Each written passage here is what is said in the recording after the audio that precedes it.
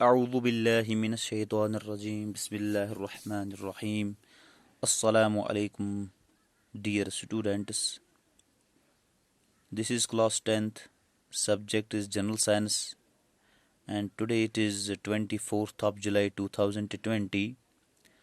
Today a very important topic which we are going to discuss, it is homologous series.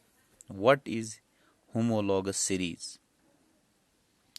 Just so you know, in chemistry we are having different elements, and the different elements have been classified on various bases. During the classification of elements, during the arrangement of these elements in a periodic table, all the elements having similar electron structures show similar chemical properties, and they are placed in the same group of a periodic table. You know, those elements which have same electron structures, ये बात आपको अच्छी तरह समझनी पड़ेगी कि जब हम पीरियोडिक टेबल में एलिमेंट्स की क्लासिफिकेशन करते हैं तो क्लासिफिकेशन करने के दौरान हम इस चीज़ को जहन में रखते हैं कि ऐसे एलिमेंट्स जिनकी इलेक्ट्रॉन स्ट्रक्चर सेम होती है, उनकी केमिकल प्रॉपर्टी भी सिमिलर होती है, और इस बिना पे हम उनको एक ही ग्रुप में रखते हैं, पीरियोडिक टेबल के एक ही ग्रुप में हम उनको अरेंज करते हैं. तो मैंने कहा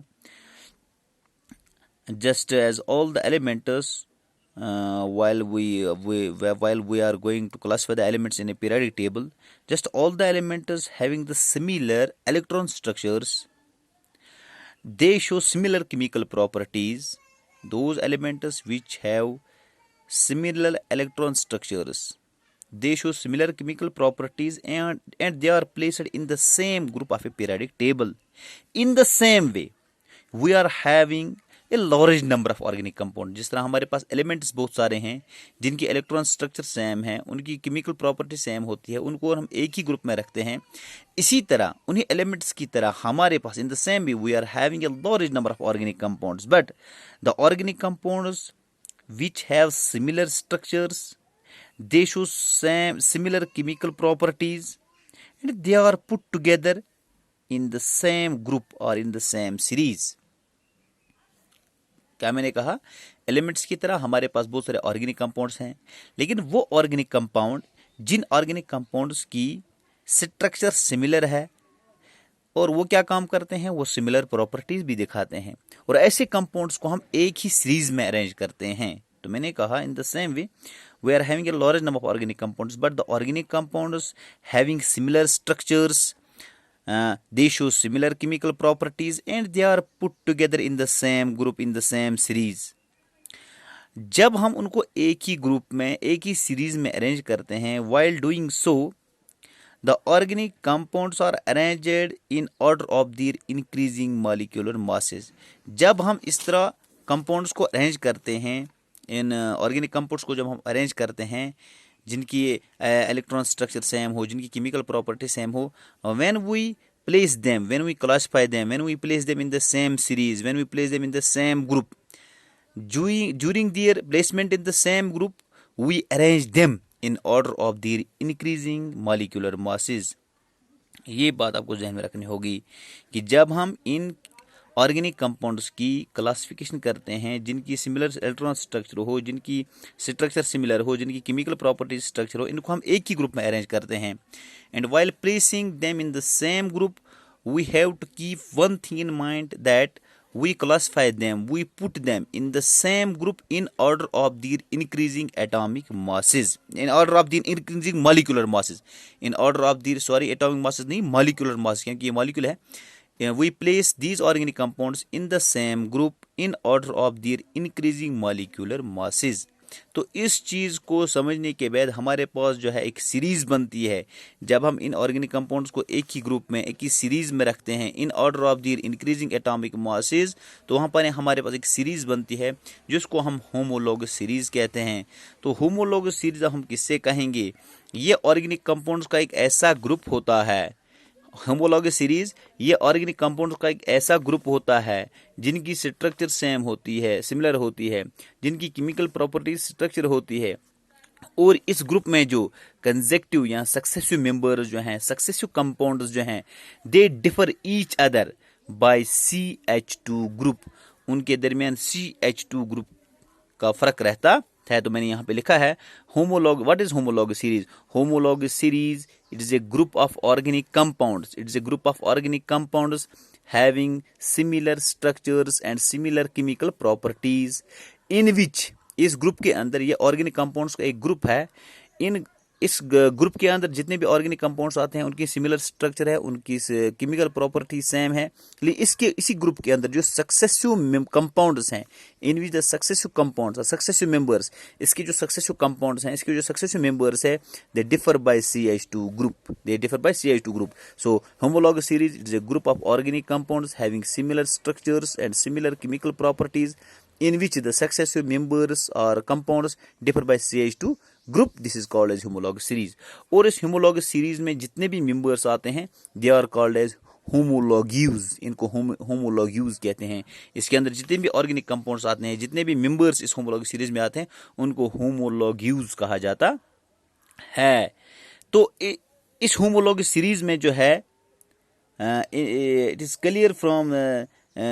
clear that two adjacent homologues they differ by, देखिए इस ग्रुप की तरफ देख के आप कहेंगे कि जो इस homologous सीरीज के जो दो मेंबर होंगे, they differ by CH2 group, that means the difference between the two members of a homologous group is one, they differ by one carbon atom and two hydrogen atoms, वहां पे एक carbon और दो hydrogen atoms का फर्क होता है। For example अगर मैं यहाँ पे लिखूं first member of this homologous series it is CH4 for example, तो जब हम फार्मूला अप्लाई करके अल्केन में जो दूसरा मेंबर आता है इट इज C2H6, यहाँ पे एक कार्बन, ये दूसरा मेंबर है, ये दूसरा कार्बन, यहाँ पे एक कार्बन, यहाँ पे दो कार्बन, तो एक कार्बन का फर्क यहाँ पे है, यहाँ पे एक है, यहाँ पे दो है, तो डिफरेंस कितनी, एक कार्बन की। यहाँ पे हाइड्रोजन 4 है, यहाँ पे हाइड्रोजन 6 है, तो दो हाइड्रोजन के फर्क है। जो तीसरा मेंबर बनेगा वो बनेगा C3H8, तो कार्बन एक बढ़ता जाता है और हाइड्रोजन दो बढ़ते जाते हैं, कार्बन एक बढ़ता जाता है और हाइड्रोजन दो बढ़ते जाते हैं, तो CH2 ग्रुप का वहां फर्क रहता है। तो अब मसला ऐसा है कि ये जो होमोलॉगस सीरीज है इसके कैरेक्टरिस्टिक्स क्या होते हैं? CHARACTERISTICS, characteristics of A